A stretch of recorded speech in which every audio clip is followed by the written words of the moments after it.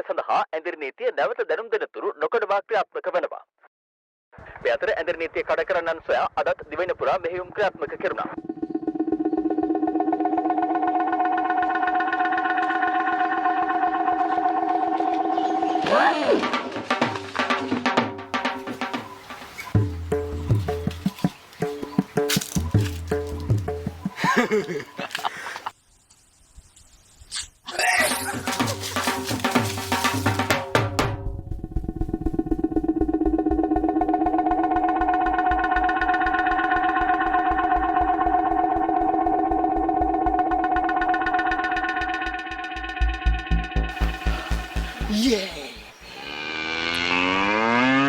Polisi siren එක අම්මා